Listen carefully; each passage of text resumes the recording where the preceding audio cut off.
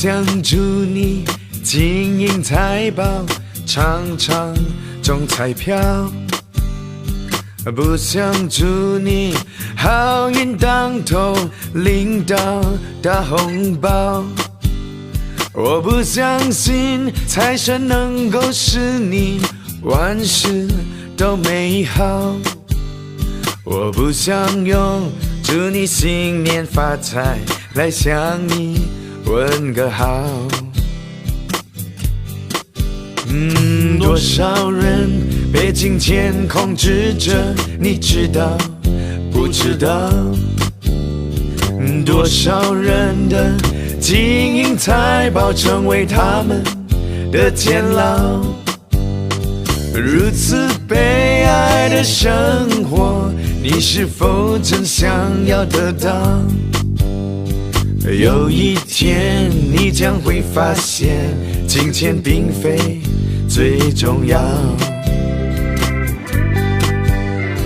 这世界的财富与你的灵魂哪一个重要？赚得全世界的财富，而失去灵魂好不好？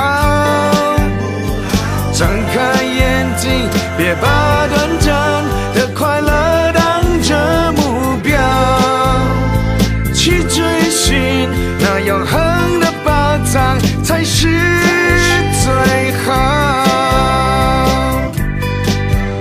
如果你想要问我新年如何为你祈祷，我有一个新年的祝福，你千万不要忘掉。我希望你会打开你的心门，让真理在你心里面照耀，心灵的富足和平安，金钱永远也买不到。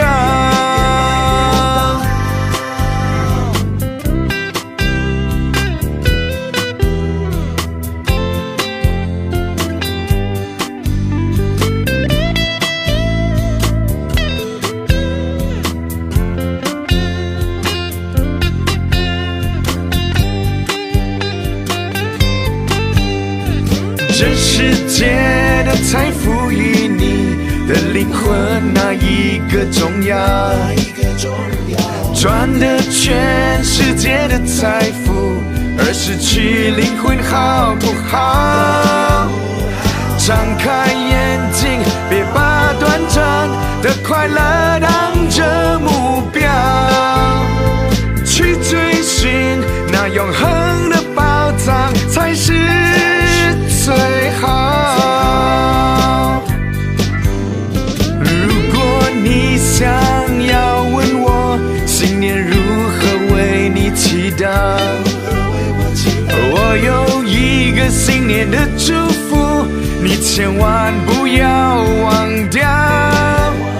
我希望你会打开你的心门，让真理在你心里面照耀，心灵的富足和平安，金钱永远也买不到，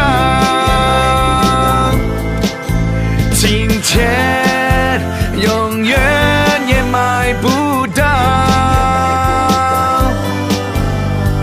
啦啦啦啦啦啦啦啦啦啦啦。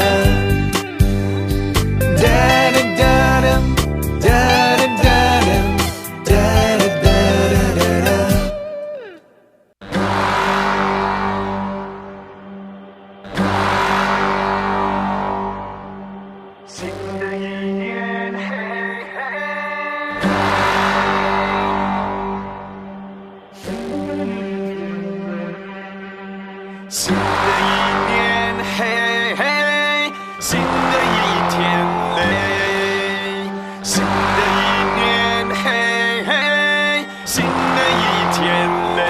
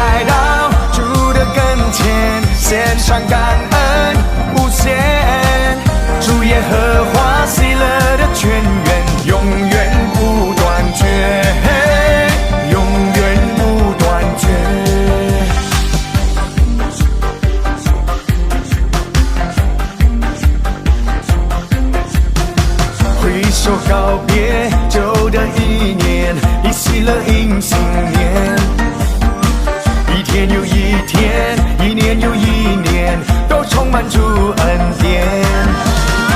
诚心来到主的跟前，献上感恩无限。主耶和华喜乐的泉源，永远不断绝，永远不断绝。起来唱歌迎新年，起来感谢主恩典。一年又一年，主爱不改变，愿我对主的爱也日益加深。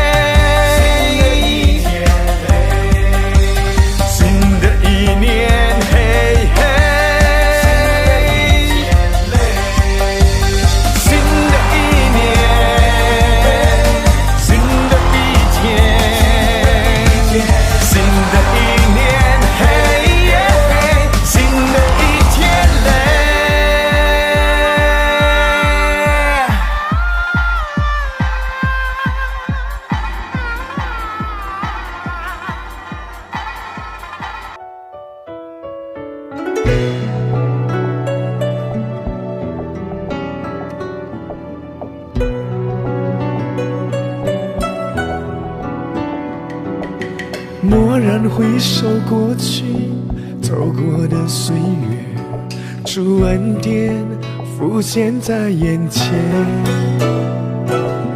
光阴飞逝如烟，在一瞬间已与主同行了许多年。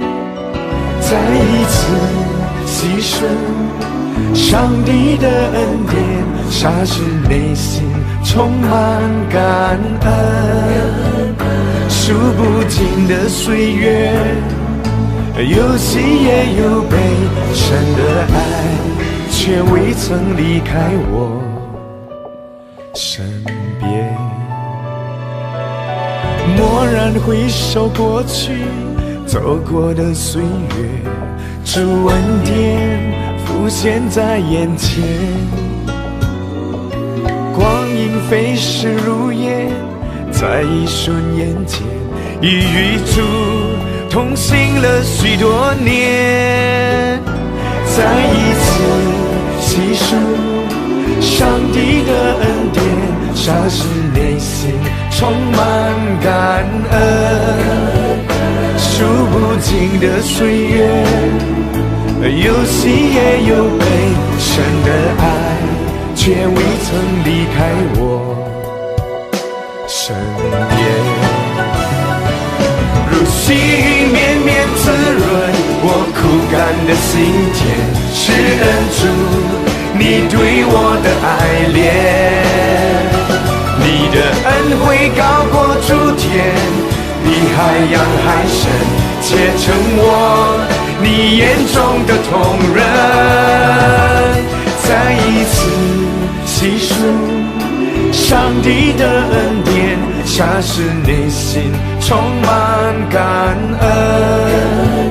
数不尽的岁月，有喜也有悲，神的爱却未曾离开我身边。如细雨绵绵滋润我枯干的心田是恩主，你对我的爱恋，你的恩惠高过诸天，比海洋还深，且成我你眼中的同人，如溪绵绵滋润我枯干的心田，是恩主你对我的爱恋，你的恩惠高过诸天，比海洋还深，且成我你眼中的同人，且成我你眼中的同人，且成我你眼中的同人。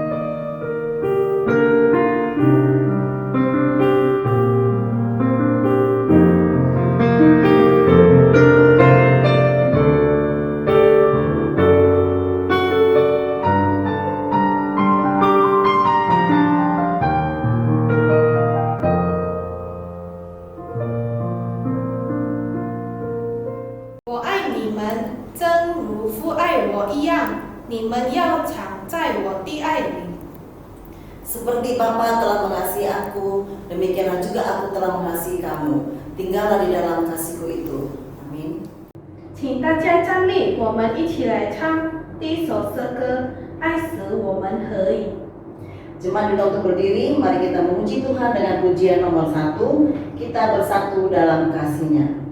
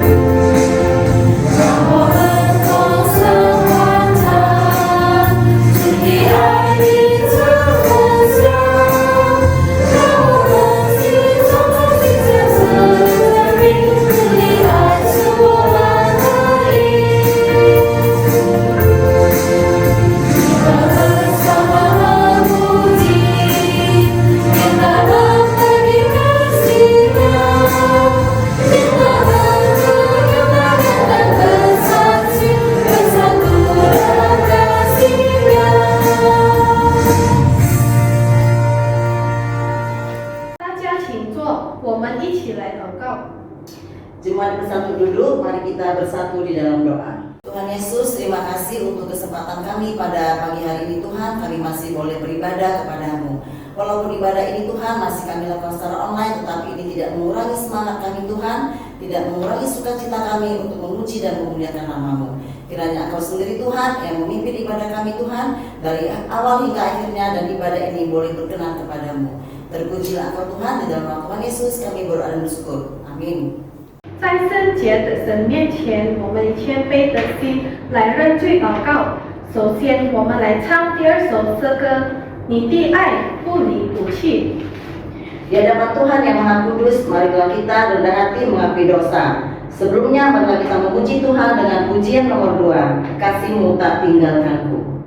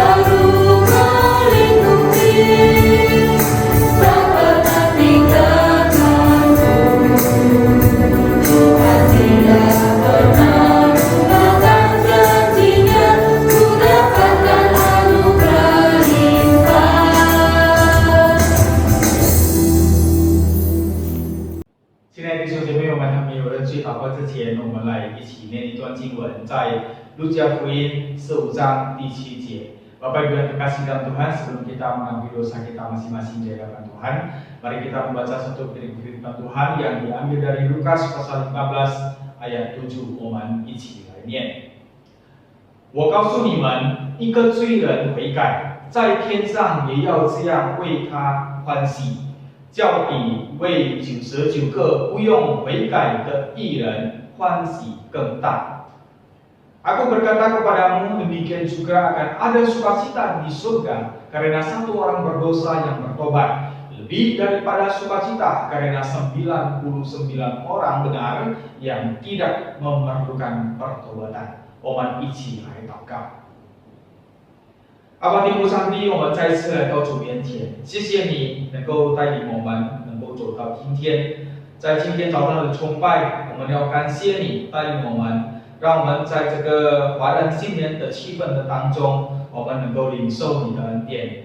主啊，首先我们也要承认我们是个罪人。我们知道，在我们每一天的日子里头，我们常常做了不该做的事情，我们常常忽略了你的存在，忽略了你的大能。我们常常自以为聪明，我们常常自以为很棒。主啊，求主怜悯。我们其实是一个微不足道的受造者。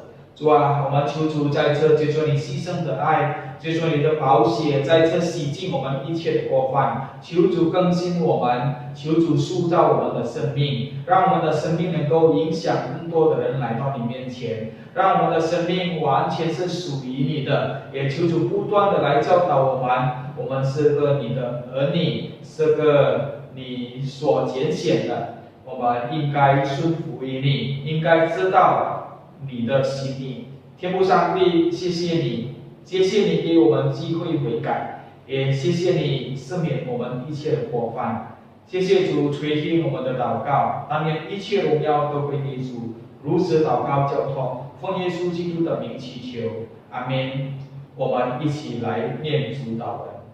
我们在天上的父，愿人都尊父的名为圣，愿父的国降临，愿父的旨意行在地上，如同行在天上。我们日用的饮食，今日赐给我们，赦免我们的罪，如同我们赦免的罪我们的人，不叫我们一切试探，拯救我们脱离凶恶。因为国度、权柄、荣耀，全是父的，直到永远。阿们。请大家仍然站立，我们一起来宣读我们的信仰《使徒信经》。Jemaat dipersilakan untuk berdiri, marilah kita mengucapkan pengakuan iman rasuli. 使徒信经，我信上帝一切人的父，创造天地的主。我信我主耶稣基督，上帝的独生子。因圣灵感应，如同真理玛利亚所生，在本丢比拉多手下受难，被钉于十字架，受死埋葬，第三天从死人中复活，升天，坐在天人父上帝的右边，将来必从那里降临，审判活人死人。我信圣灵，我信圣而共的教会，我信圣徒相通，我信罪的赦免。我信身体复活，我信永生。阿门。请应经文。Mari kita beresponsorian. 请应知罪，托提法将一切所有的都交在耶稣的手中，除了自己所吃的饭，别的是一概不值，也是原来秀也尽领。自此以后，耶稣主人的戏送行给约瑟说：“你与我同行吧。”约瑟仆从对他主人的妻说：“看哪，一切家务我主人都不知道，他把所有的都交在我手里。在这家里没有比我大的，并且他没有留下一样不交给我。这留下了你，因为你是他的妻子，我怎能做这大恶得罪神呢？ Dosa nafsu birahi. Segala miliknya diserahkannya pada kekuasaan Yusuf. Dan dengan bantuan Yusuf, ia tidak usah lagi mengatur apa-apapun selain dari makanannya sendiri. Adapun Yusuf itu manis sikapnya dan Erok parasnya. Setelah beberapa waktu istri tuannya memandang Yusuf dengan berani. Lalu katanya, marilah tidur dengan aku. Tetapi Yusuf menolak dan berkata kepada istri tuannya itu, dengan bantuanku, tuanku itu tidak lagi mengatur apa yang ada di rumah ini, dan ia telah menyerahkan segala miliknya pada kekuasaanku. Bahkan di rumah ini ia tidak lebih besar kuasanya daripadaku, dan tiada yang tidak diserahkannya kepadaku selain daripada engkau, sebab engkau istrinya. Bagaimana mungkin aku melakukan kejahatan yang besar ini dan berbuat dosa terhadap Allah? Gloria Patri. Amen.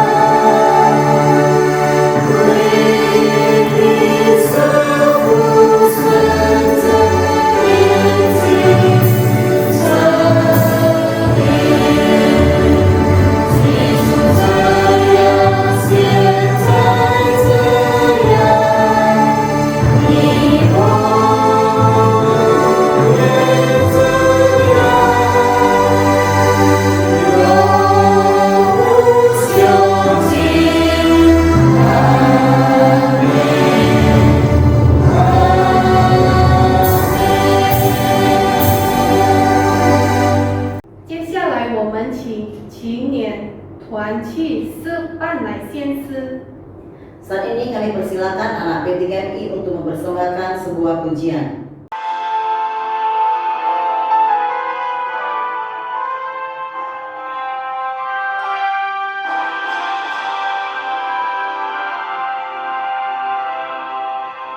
Every promise we can make, every prayer and step of faith, every difference we can make is only by His grace. Every mountain we will climb, every ray of hope we shine, every blessing left behind is only by His grace. Grace alone, which God supplies, strength alone, He will provide. Christ in us, our cornerstone, we will go forth in grace alone. Every soul we long to reach, every heart we hope to teach, everywhere we share His peace, is only by His grace. Every loving word we say, every tear we wipe away, every soul turn to praise is only by His grace. Grace alone, which God supplies, strength alone, He will provide.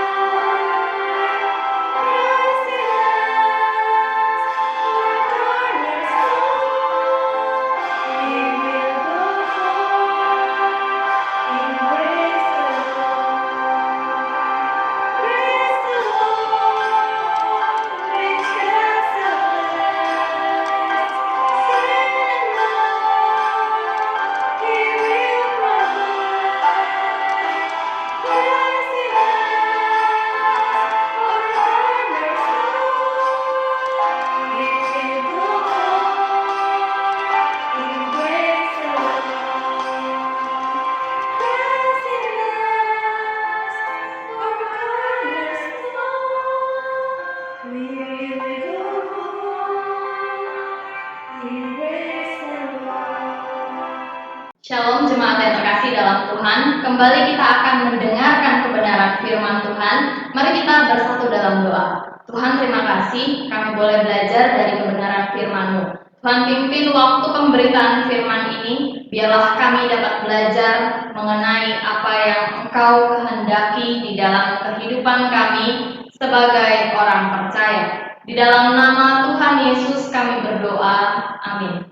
Saudara, hari ini tema kita adalah eros ya. Ini tema yang sungguh amat menarik karena eros ini begitu dekat dengan kehidupan kita sebagai orang percaya. Mari membuka dalam Amsal 23 ayat 1 sampai 3. Saya akan membacakannya untuk kita semua. Amsal 23 ayat 1 sampai 3 berbunyi demikian. Bila engkau duduk makan dengan seorang pembesar, perhatikanlah baik-baik apa yang ada di depanmu. Taruhlah sebuah pisau pada lehermu bila besar nafsumu. Jangan ingin akan makanannya yang lezat, itu adalah hidangan yang menipu. Saudara yang terkasih dalam Tuhan, saya punya sebuah gambar dan saya ingin bertanya kepada kita semua yang hari ini tengah menyaksikan rekaman khotbah ini. Saya ingin bertanya, pertanyaan yang pertama adalah, apa yang kita lihat dari gambar ini?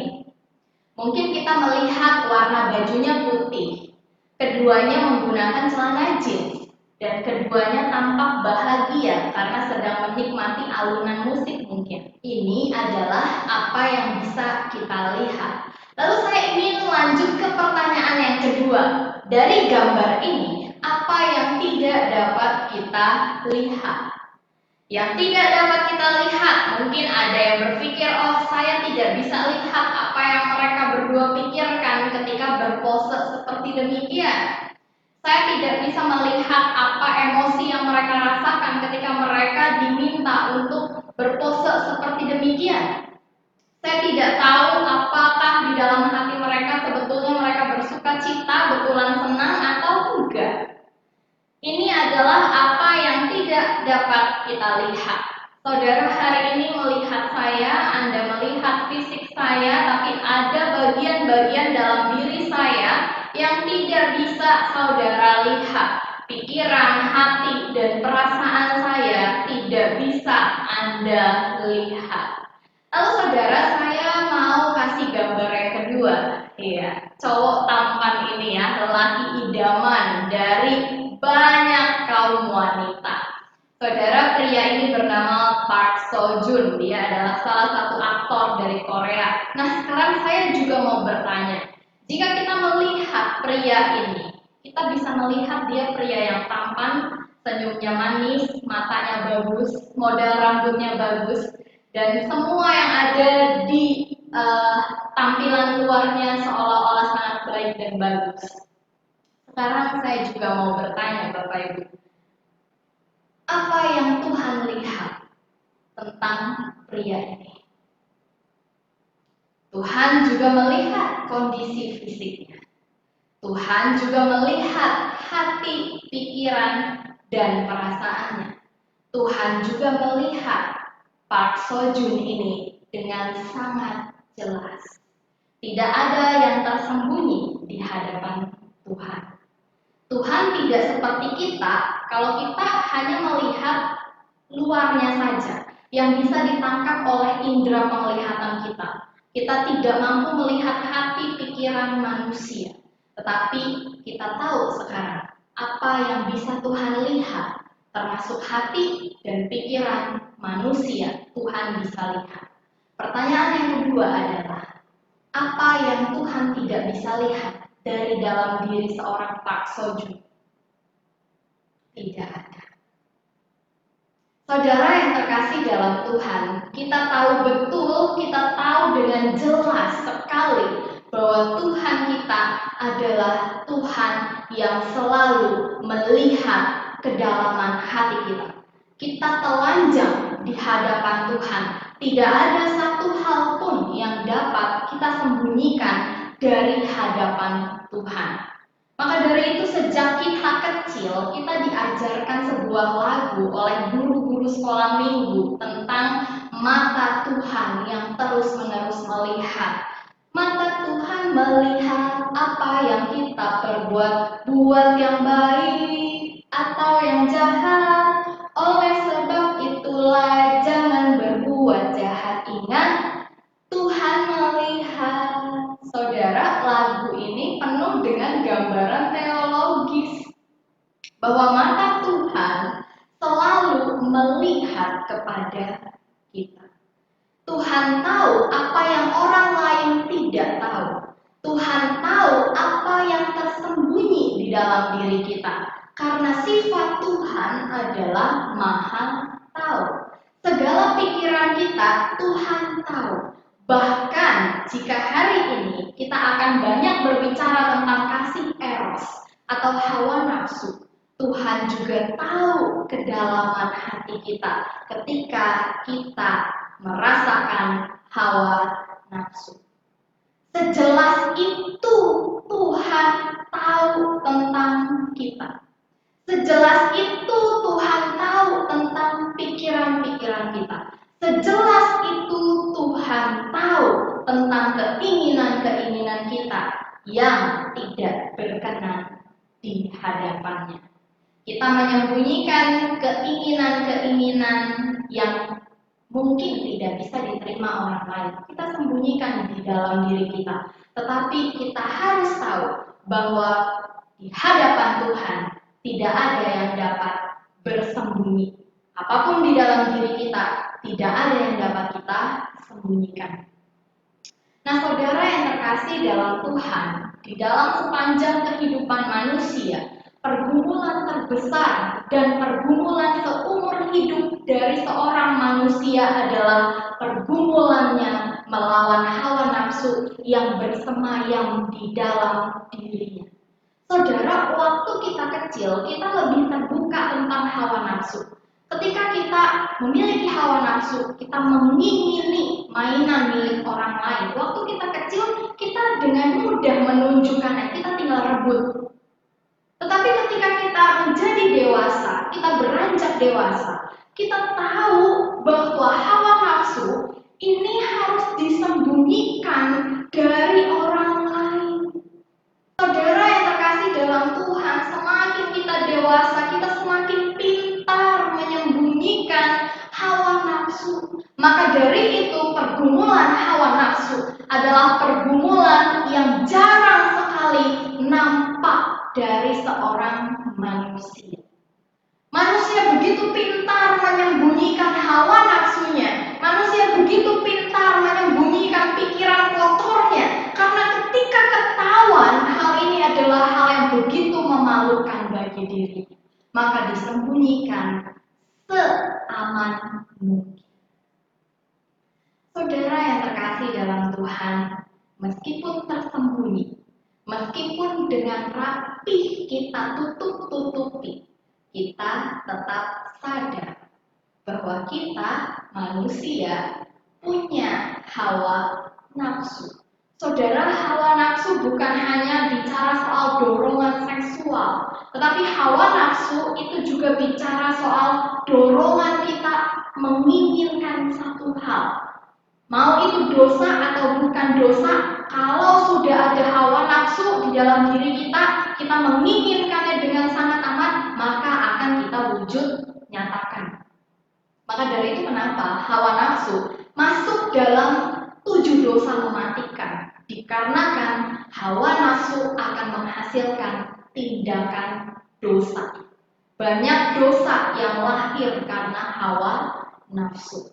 Nah, saudara yang terkasih dalam Tuhan, maka hari ini ketika kita tahu di dalam diri kita bersemayam yang namanya hawa nafsu, mari sama-sama kita belajar apa sebetulnya hawa nafsu. Nah, saudara yang terkasih, mari kita memahami terlebih dahulu pengertian dari eros. Nah, saudara, eros ini pada zaman Yunani dan Romawi itu digambarkan sebagai seorang dewa. Dewa ini adalah dewa cinta ya. Jadi kalau orang Yunani nyebutnya eros, kalau orang Romawi nyebutnya Cupid. Nah, saudara, tentu di momen-momen Valentine ini yang menjelang Valentine atau hari ini pas hari Valentine ya. Di hari Valentine ini kita sering lihat gambar dari seorang malaikat kecil membawa anak panah gitu ya. Inilah yang dipanggil Cupid atau Eros ya. Nah, saudara, Eros ini dikatakan bukanlah dewa yang dalam tanda kutip dewa yang baik-baik, bukan. Dia adalah dewa yang nakal yang seringkali mencampuri atau kepo terhadap urusan manusia. Dan Eros ini dengan panahnya dia dapat menembakkan sebuah perasaan cinta. Tetapi cintanya ini adalah gairah seksual. Jadi misalnya ada seorang lelaki dan seorang perempuan, lalu datang si Cupid ini menembakkan panahnya ke seorang laki-laki itu, maka laki-laki itu bisa memiliki gairah seksual kepada perempuan ini, padahal tadinya enggak. Nah, jadi saudara, ini kerjaan si Cupid atau Eros ya. Nah, saudara yang terkasih, ini Eros atau Cupid di dalam pengertian orang Yunani dan orang Romawi. Nah, saudara, kalau kita pahami sebetulnya Eros ini adalah lambang dari gairah seksual. Eros boleh dipakai untuk menggambarkan relasi di dalam hubungan pernikahan. Karena jika sudah menikah, memiliki nafsu birahi kepada pasangan memang itu diperbolehkan. Tetapi jika sudah menikah tetapi memiliki nafsu birahi kepada pasangan orang lain, itu tidak diperbolehkan. Jika kita sebagai anak muda, kita memiliki hawa nafsu birahi kepada pasangan kita, lalu menghasilkan tindakan seks bebas, itu yang melanggar. Karena itu adalah pembuahan dari hawa nafsu. Nah, saudara yang terkasih dalam Tuhan, maka dari itu penggunaan kata eros itu dibatasi kepada relasi pernikahan. Penggunaan kata eros tidak boleh dipergunakan, seharusnya tidak boleh dipergunakan di dalam relasi yang bukan pernikahan. Relasi yang tersembunyi, perselingkuhan, itu digunakan kata eros. Karena perselingkuhan terjadi seringkali hanya karena hawa nafsu belaka. Nah, saudara yang terkasih dalam Tuhan, apakah eros ini memang sesuai dengan kebenaran firman Tuhan? Saudara yang terkasih, jika kita mengingat di dalam kitab Kejadian pasal 1 ayat 28, Allah memerintahkan manusia untuk berkembang biak dan memenuhi bumi. Jika manusia tidak memiliki hawa nafsu birahi di dalam dirinya, Adam dan Hawa tidak akan bersetubuh sehingga menghasilkan keturunan. Tetapi karena ada hawa nafsu di dalam diri Adam dan Hawa, maka disinilah terjadi yang namanya perkembangbiakan. Jadi sebetulnya eros ini adalah satu bentuk cinta yang memang diizinkan Tuhan hadir di dalam dunia ini supaya kita bisa menjalankan mandat ilahi untuk memenuhi dunia ini. Tetapi karena kejatuhan ke dalam dosa, cara kita mengelola eros yang ada di dalam diri kita ini jadi salah kaprah. Oh, tujuannya adalah untuk memenuhi bumi dan berkembang biak. Ya udah, saya berkembang biak aja sebanyak-banyaknya dengan siapa saja. Sebelum menikah juga nggak apa-apa, kan saya tetap menjalankan mandat Allah untuk berkembang biak. Tidak begitu caranya, Bapak Ibu. Caranya ada tetap dalam jalur yang sesuai dengan kemauan Allah. Bukan berarti Allah memerintahkan kita untuk berkembang biak, berarti kita boleh berkembang biak sesuka hati kita dengan siapa aja tanpa satu ikatan pernikahan, tanpa satu relasi yang jelas, kita yang penting berkembang biak. Bukan seperti itu, Bapak Ibu. Eros ada, itu sekali lagi untuk menjalin hubungan di dalam pernikahan, bukan untuk dipergunakan dalam relasi pacaran. Nah, jadi saudara yang terkasih dalam Tuhan, inilah eros. Di dalam kita memahami eros atau hawa nafsu, mari kita sama-sama mengenal sifat dari hawa nafsu atau eros. Saudara, sifat eros yang pertama adalah dia tidak terlihat namun ada. Dia nggak kelihatan, tapi ada.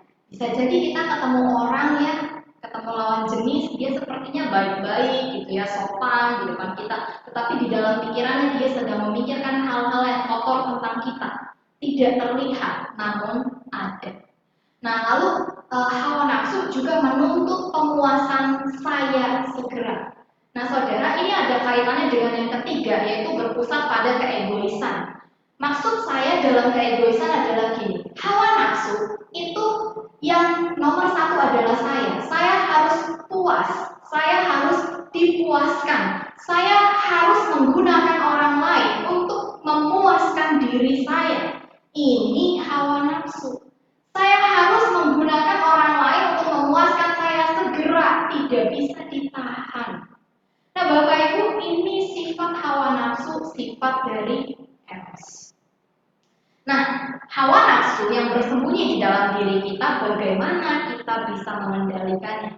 Setelah kita sadar kita punya hawa nafsu, sekarang kita mau belajar bagaimana kita, orang percaya, mengendalikan hawa nafsu. Saudara yang terkasih, di dalam ayat yang kita baca tadi, Amsal 23 ayat 1 sampai 3. Poin pertama yang ingin kita pelajari adalah ayat pertama. Bila engkau duduk makan dengan seorang pembesar, perhatikanlah baik-baik apa yang ada di depanmu. Saya ingin kita belajar tentang kalimat perhatikan baik-baik. Saudara, Amsal ini mengambil satu situasi di meja makan. Seringkali di atas meja makan, kita tergiur dengan makanan yang tersaji di hadapan kita gitu. Gak jauh-jauh misalnya kita pergi ke kondangan ya, lalu kita duduk di meja makan dan berbagai jenis makanan tersaji di depan kita. Nah, sesuatu yang menggiurkan selalu bisa membuat manusia kehilangan kontrol yang baik atas dirinya. Misalnya kita tahu kita punya sakit asam urat atau kolesterol, di hadapan kita tersaji makanan yang menggiurkan dan ternyata makanan itu adalah penyebab utama dari kolesterol. Misalnya adalah samcan ya. Waduh, ini begitu menggiurkan ya. Apa yang tersaji di hadapan saya begitu menggiurkan. Kita tidak memperhatikan baik-baik, kita hanya mau makan, memenuhi hawa nafsu kita untuk makan. Kita masukkan semua hal yang merupakan sumber penyakit, kita makan sebanyak-banyaknya. Kita tidak memperhatikan baik-baik apa yang terhidang di meja makan kita. Nah, saudara, Amsal ini mengambil situasi konteks demikian. Di meja makan kita seringkali kehilangan kendali diri hanya karena sesuatu yang menggiurkan. Saudara, ini bukan hanya di meja makan, tetapi di dalam kehidupan keseharian kita juga, kita seringkali hilang kendali ketika kita melihat sesuatu yang menggiurkan, ya. Melihat seorang wanita yang menggiurkan, kita bisa hilang kendali. Melihat seorang lelaki yang menggiurkan, kita bisa hilang kendali. Melihat pasangan orang lain yang menggiurkan, kita juga bisa hilang kendali. Saudara yang terkasih dalam Tuhan, penulis kitab Amsal tahu betul manusia mudah sekali tergiur. Dan ketika manusia tergiur, dia tidak bisa mengendalikan dirinya. Maka diingatkan yang pertama, perhatikan baik-baik apa yang ada di depan kita. Saudara yang terkasih, cara mengendalikan hawa nafsu adalah dengan memperhatikan dan memikirkan baik-baik. Sebelum kita mewujud nyatakan hawa nafsu itu di dalam kehidupan kita, mari perhatikan dan pikirkan baik-baik. Banyak orang jatuh ke dalam dosa hawa nafsu. Banyak orang melawan Tuhan untuk memenuhi hasrat hawa nafsunya. Dia sedang tidak memperhatikan dan tidak sedang berpikir dengan baik. Nah, saudara yang terkasih dalam Tuhan tentu tahu ini siapa ya. Ini adalah Mr. Bean. Saudara ingat ada sebuah adegan di mana Mr. Bean ini pergi ke restoran ya, restoran buffet yang kayaknya makannya all you can eat sepuasnya gitu ya.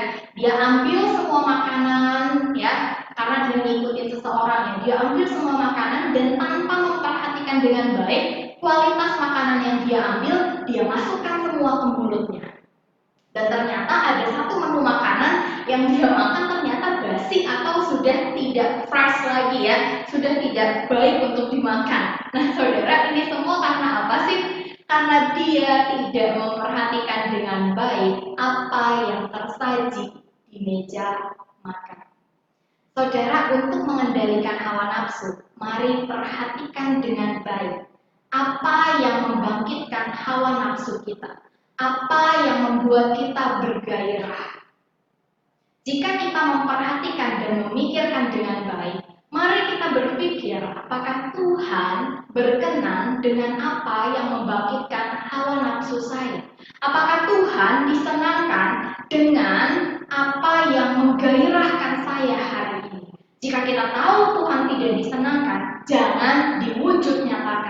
jangan dimakan, jangan diambil. Nah saudara, yang pertama untuk mengendalikan hawa nafsu adalah dengan memperhatikan dengan baik. Hal kedua, untuk mengendalikan hawa nafsu, kita butuh keberanian untuk mendisiplinkan diri. Nah saudara, ayat 2 berbunyi demikian, taruhlah sebuah pisau pada lehermu bila besar nafsumu. Ini satu perintah yang disuruh oleh penulis kitab Amsal kepada pembacanya. Berarti sekarang Anda silahkan, jika Anda tahu di dalam diri Anda ada nafsu yang begitu besar, Anda silahkan ambil pisau dapur lalu ikat di leher Anda ya, digantung gitu. Enggak seperti itu ya Bapak Ibu. Maksud dari penulis kitab Amsal di sini adalah ada sesuatu yang menolong kita untuk menahan hawa nafsu. Ketika penulis kitab Amsal memberikan analogi untuk menaruh pisau di leher, itu artinya kamu harus memiliki sesuatu yang kamu takuti di lehermu supaya kamu tuh nggak congok gitu ya, supaya di meja makan itu kamu nggak entar masukin makanan ke mulut karena kamu takut gitu, ada yang ditakuti ya. Ketika lehermu maju, maka pisau itu akan menyayat lehermu. Nah saudara, ketika kita hidup tanpa ada satu hal yang kita takuti, tanpa ada satu hal yang menolong kita untuk membatasi diri kita, maka kita akan hidup seenaknya. Termasuk ketika kita punya hawa nafsu, kita akan melakukan apa yang menggairahkan kita. Biarin aja itu sesuai atau tidak sesuai kebenaran firman Tuhan, yang penting saya terpuaskan. Ingat sifat hawa nafsu tadi, menuntut pemuasan saya sekarang. Nah jadi biar kita tidak mewujud nyatakan hawa nafsu itu, kita harus punya satu batasan di dalam diri kita. Nah disinilah kita perlu mendisiplinkan diri kita. Dan ini sesuai dengan apa yang Paulus katakan di dalam 2 Timotius 4 ayat 5. Tetapi kuasailah dirimu dalam segala hal. Nah saudara yang terkasih, menerima Kristus memang menghasilkan perubahan. Tetapi perubahan bukanlah sesuatu yang bisa kita abaikan atau tidak kita pertahankan.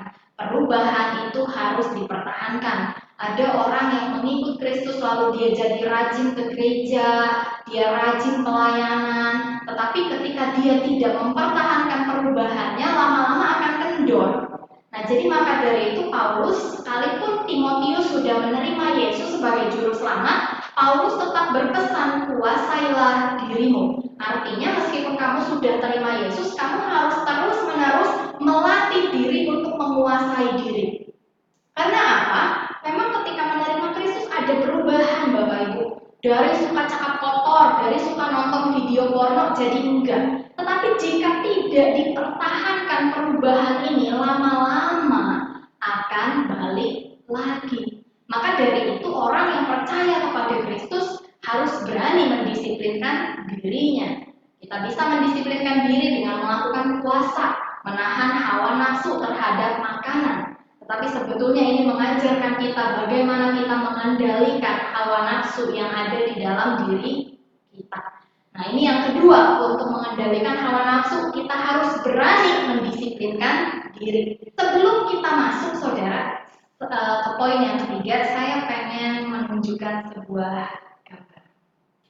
Saudara melihat gambar ini, tentu kita langsung pengen tahu ini jualnya di mana ya. Saya pengen beli gitu ya. Nah saudara, saya pernah tertipu oleh iklan gitu ya. Digambar sepertinya burgernya enak sekali, seperti ini gambarnya. Tetapi ketika datang wujudnya sangat berbeda dengan apa yang digambarkan di dalam aplikasi ya.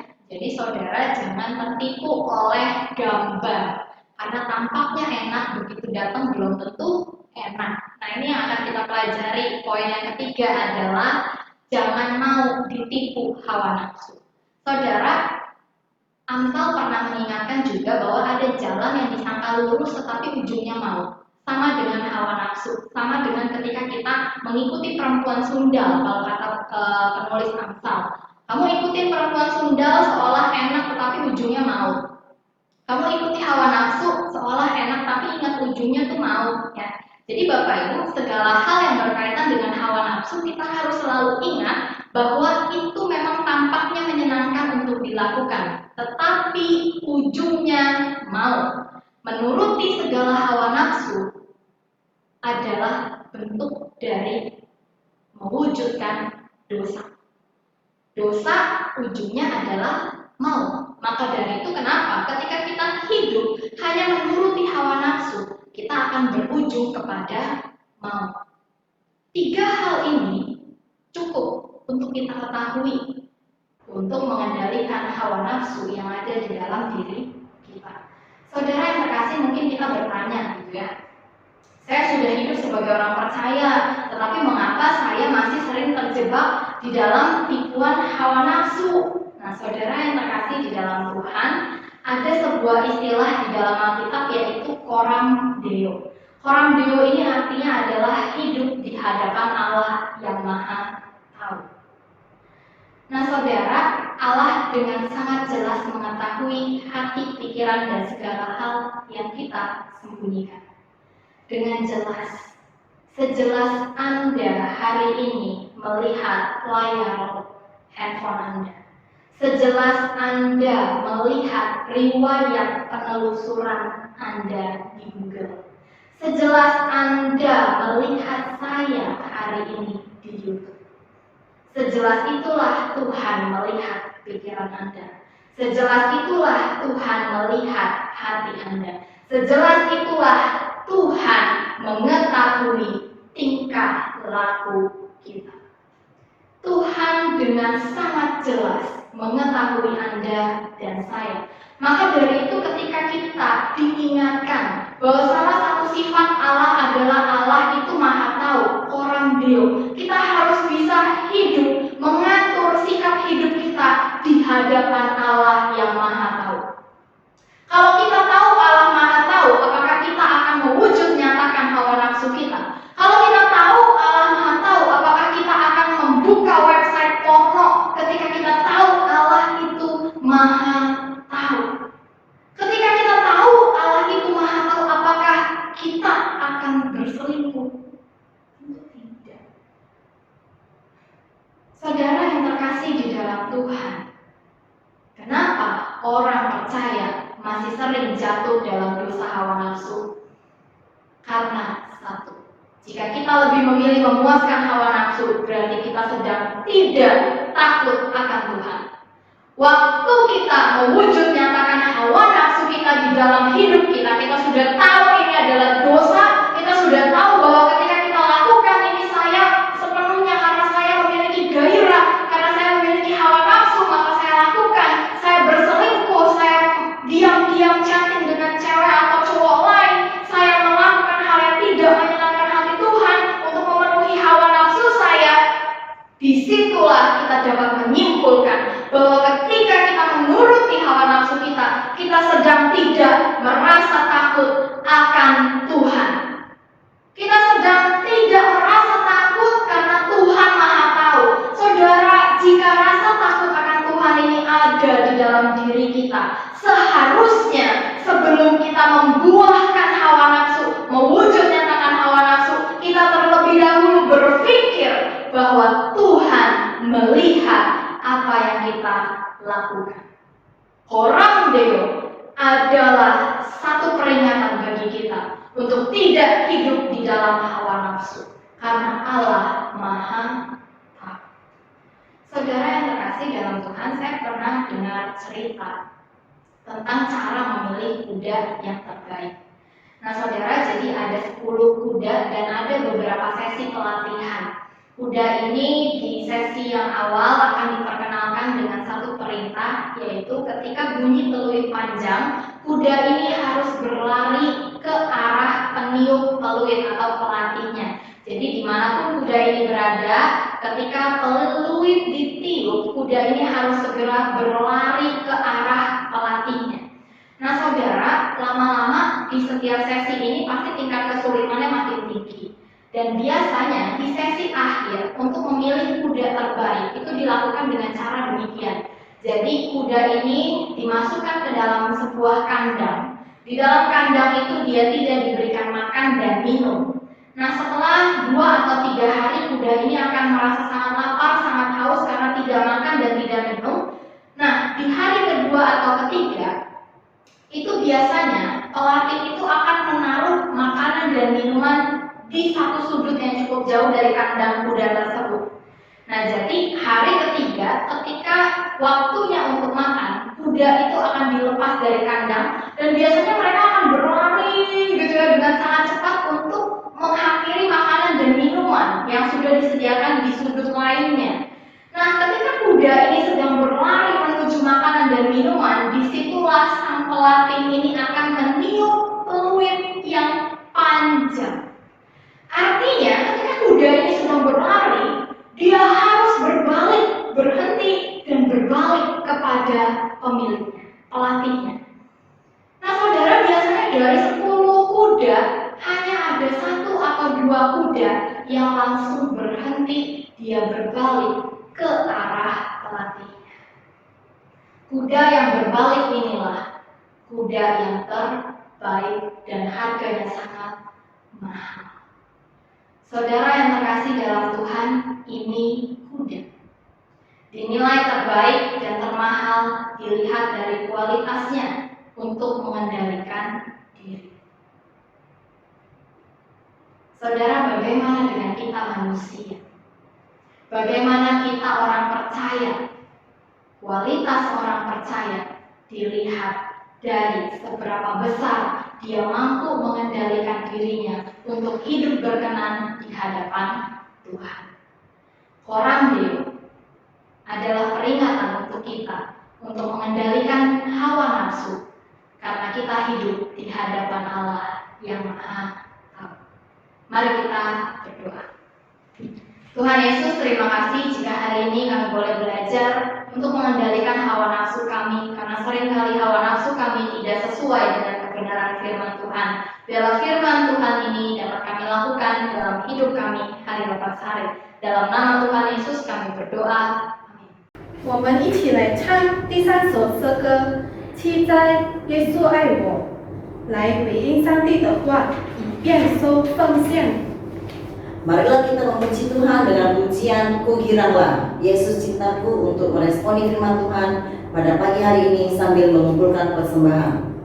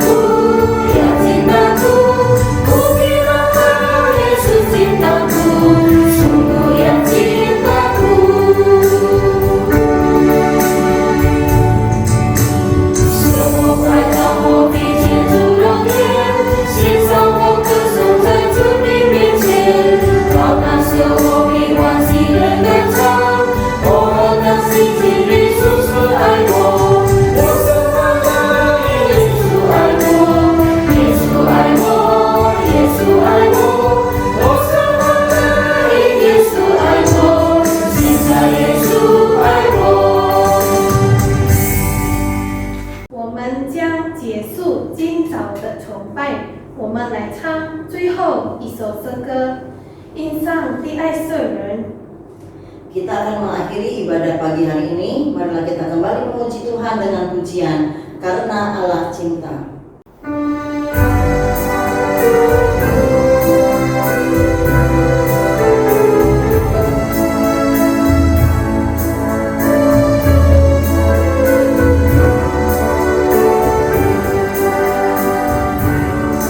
Di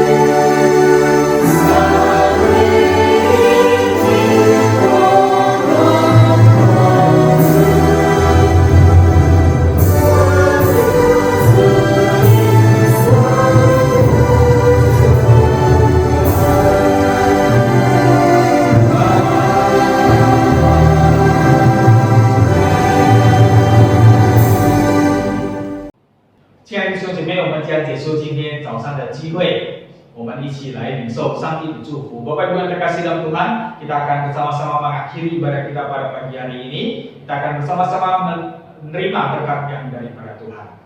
但愿我们主耶稣基督的恩惠、上帝的慈爱怜悯、圣灵的感动与充满，常与大家同在，从今时直到永永远远。Kiranya anugerah daripada Tuhan kita Yesus Kristus, kasih sayang dari Allah Bapa di surga, serta persekutuan dengan Roh Kudus yang selalu menyertai, melindungi dan memberkati saudara-saudari sekalian, mulai hari ini, besok sampai selama-lamanya. Amin.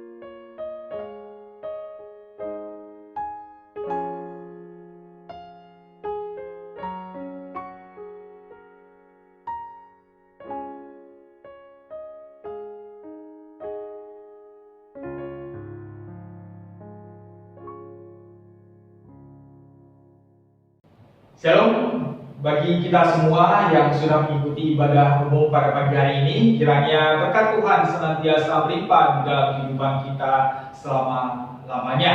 Dan hari ini ibadah di hari Imlek ketiga. Kiranya Tuhan terus memberkati kita. Dan saya tetap himbau kepada kita semua untuk selalu hati-hati dan selalu mawas diri, berjaga-jaga dengan menjaga kesehatan kita masing-masing. Demikian juga kita bisa ikut menjaga kesehatan orang-orang yang ada di sekeliling kita. Bapak Ibu yang terkasih dalam Tuhan, saya percaya Tuhan selalu memberkati kita. Dan terlebih di masa Imlek ini, saya berdoa kepada Tuhan, kiranya Tuhan terus semakin memberkati kita. Oleh sebab itu, marilah kita memberikan yang terbaik sebagai ucapan syukur kita kepada Tuhan. Dengan persembahan-persembahan kita bisa memberikannya melalui transfer ke BCA 843004556 atas nama Mariana, atau Bapak Ibu yang biasa menggunakan aplikasi OVO bisa mentransfernya ke nomor 0812 6357 366 juga atas nama Mariana. Percaya Bapak Ibu yang terkasih dalam Tuhan, persembahan kita yang ikhlas, yang sungguh-sungguh, Tuhan akan semakin memberkati kita.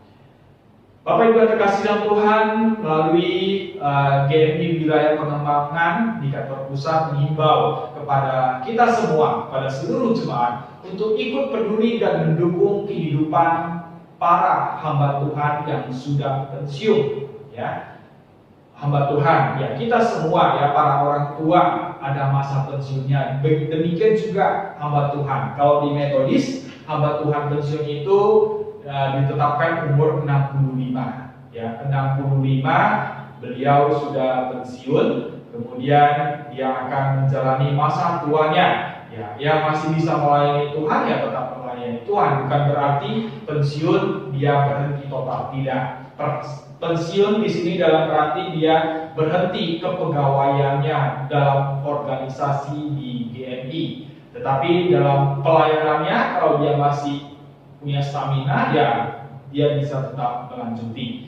Nah, oleh sebab itu dari kantor wilayah menghimbau kepada kita untuk mendukung, mengambil bagian, memperdulikan mereka. Ya, walaupun mereka sudah pensiun, mereka bisa tetap berkarya bagi Tuhan. Ya, dengan memberi sumbangan per orang 50.000 per tahun, ya, kepada jemaat semua. Setiap jemaat dihimbau hanya 50.000 rupiah per tahun, ya, bukan per bulan, bahkan bukan per hari, ya, bukan per minggu, tapi per tahun.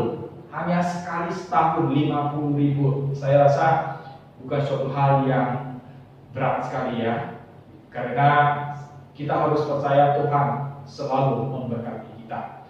Jadi diingatkan kepada kita semua untuk tidak lupa, ya, untuk tidak lupa memberi persembahan, memberi yang terbaik kepada Tuhan. Nah, Bapak Ibu yang terkasih dalam Tuhan, marilah kita tetap mengikuti persekutuan doa setiap hari Selasa malam jam 7.30 melalui situs YouTube. Kiranya melalui persekutuan doa kita terus dikuatkan, kita terus dipersatukan di masa-masa pandemi ini. Bagi Bapak Ibu yang di rumah memiliki anak-anak kecil dari PG sampai SD, kiranya mengimbau mereka untuk mengikuti kegiatan anak-anak sekolah minggu online setiap hari Minggu pagi jam 8 yang akan dipimpin, dibina oleh guru-guru sekolah minggu dengan kegiatan-kegiatan yang mengasihkan dan juga ada kuis berhadiah tentunya. Dan juga bagi kita yang memiliki anak muda-mudi di tingkat SMA maupun yang sudah bekerja, marilah juga kita jangan lupa menghimbau mereka mengikuti kegiatan muda-mudi setiap hari Minggu malam jam 7.15 melalui aplikasi Zoom, Google Meet ataupun situs YouTube yang akan dipimpin oleh Suat Albea dengan kegiatan-kegiatan yang mengasihkan juga. Tentu dengan demikian muda-mudi kita selalu berada di jalan Tuhan, mereka semakin Tuhan dan mengerti apa yang Tuhan ingin mereka lakukan.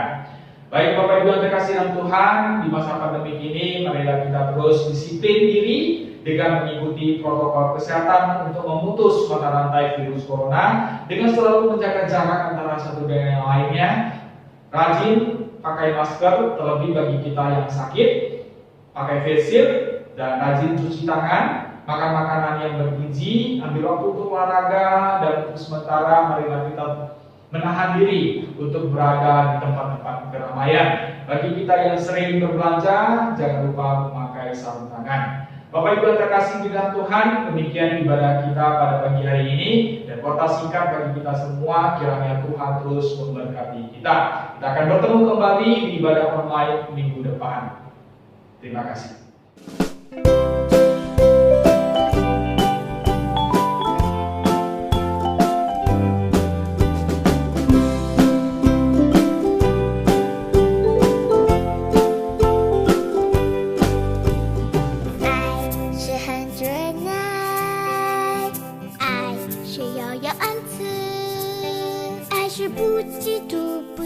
不张狂，不做害羞的事，不说自己一处，不轻易地发怒，不计算人的恶，不喜欢不义，爱只喜欢真理。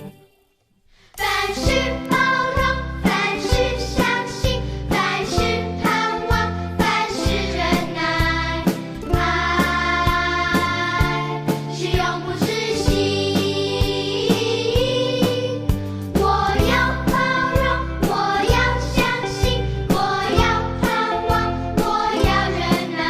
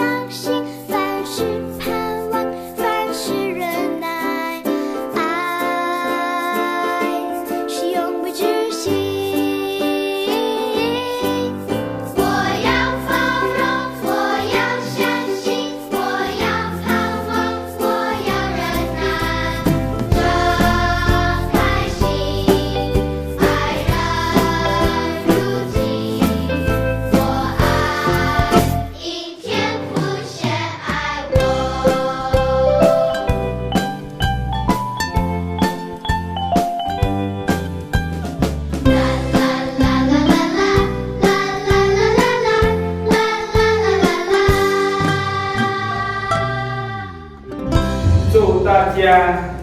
新年